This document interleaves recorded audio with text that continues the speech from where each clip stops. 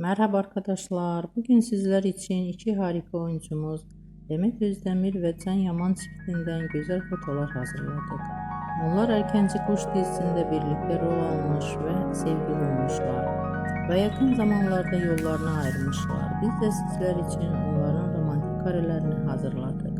Bu videoların devamlı gelmesini istiyorsanız kanalımıza abone olup yorum yazmayı unutmayın. Bizden bu kadar.